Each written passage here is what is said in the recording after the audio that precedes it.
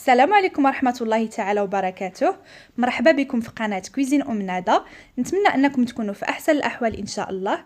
في هذا الفيديو ديال اليوم غتشوفوا معايا الطريقه ديال تحضير تقنته، اللي هي وصفه معروفه عندنا في الجهه الشرقيه، كنوجدوها بمناسبه عيد المولد النبوي او من كتكون عندنا شي زياده.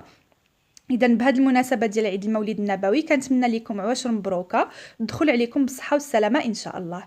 غادي نشوفوا مع بعض المقادير وطريقه التحضير ديال هذه الوصفه ديال اليوم. اول شيء غادي نحتاجوا جوج ديال المكونات اللي غادي نخدموا بهم في الاول، اللي هما الدقيق. عندي هنا كيلو اللي غربلته باش ما يبقاوش فيه حبيبات، وفي المقابل ديال الكيلو عندي يوترو ديال الزيت. اذا الكميه كتكون متساويه، كيلو ديال الدقيق يوترو ديال الزيت، 2 كيلو 2 يوترو، وهكذا. عندي هنا السكر حسب الذوق، يعني هنا استعملت سنيده رقيقه اولا يمكن لكم ديروا سكر كلاصي. عندي هنا اللوز اللي قليته، يعني قشرته وقليته وهرمشته. عندي 250 غرام ديال اللوز، 250 غرام ديال الجنجلان، وعندي هنايا حبه حلاوه والنافع اللي غادي نطحنهم، يعني واحد 3 ديال المعالق كبار نطحنهم ونغربلهم. اذا نشوفوا مع بعض الطريقه ديال التحضير.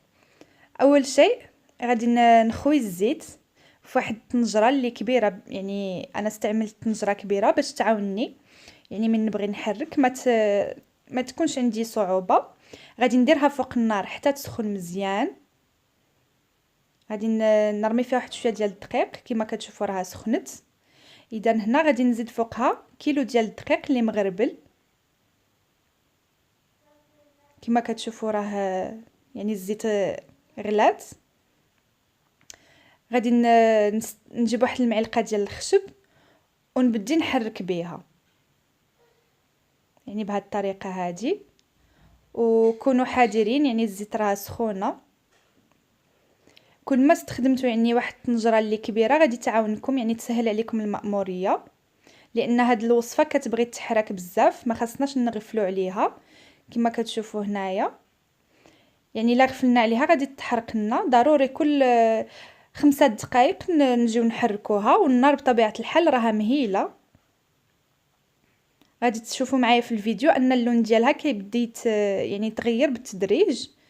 ها هو هنا اللون بدا يتغير كما كتشوفوا في يعني الاسفل راها كتحمر، وخاصنا نحركوها باش يعني تحمر كامله. هنا من الاحسن ما تستعملوش شي سباتول، انا استعملت سباتول، ولكن بفعل الحراره ديال الزيت والدقيق كتبقى يعني بحال ديك البلاستيك بغى يذوب. من الاحسن انكم يعني ديروا ملعقه خشبيه، يعني هذه نصيحه. هنا كما كتشوفوا اللون ديالها هو بدا تحمر،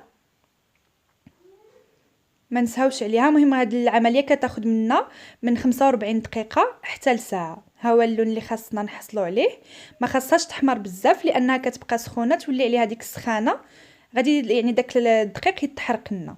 اذا من حصلنا على هذا اللون غادي نحيدوها من فوق النار ونزيد عليها السكر. واحد انا هنا يعني على حسب الذوق دخل لي فيها 200 غرام ديال السكر. درت سنيده رقيقه وطحنتها واحد شويه، اولا يمكن لكم تستخدموا سكر كلاصي. غادي نحرك مزيان حتى يندمج داك السكر مع يعني داك الدقيق اللي تحمر في الزيت، ونخليها على جنب تبرد.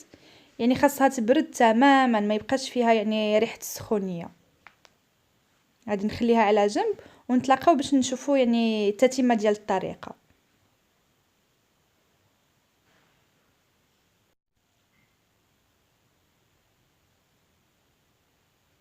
اذا هنا من بعد ما بردت تقنتها غادي نزيد عليها اللوز كما قلت لكم 250 غرام. حيدت لها القشره وقليتها وهرمشتها، وغادي نزيد عليها هذاك النافع وحبه حلاوه اللي طحنتهم وغربلتهم، وجنجلان 200 غرام. يعني هاد الطقنته ما كتهزش يعني المقادير بزاف ديال اللوز والجنجلان، يعني كيكون القوام فيها غير قليل، ماشي كما السفوف او لا سلو. يعني كيبغيو داكشي يعني الكميه كما الكميه ديال الدقيق. هذه لا ما كتهزش كميه كثيره، يعني هذه هي الطريقه ديالها باش كتصاوب. واللي بغى يزيد يعني فيها القوام يقدر يزيد، ولكن هذه الطريقه الاصليه ديالها، ما كتهزش مقادير بزاف.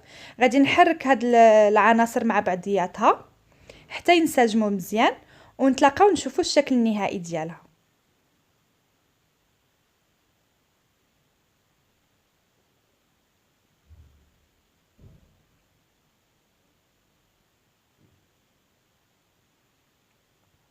هذا هو الشكل النهائي ديال التقنته.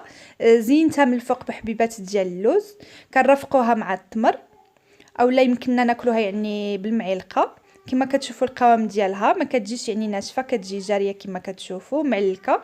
نتمنى ان هذه الوصفه ديال اليوم تنال الاعجاب ديالكم، ولا جربتوها ما تنساوش تخليوا لي تعليقات وتضغطوا على زر الاعجاب. وشكرا لكم على المتابعه.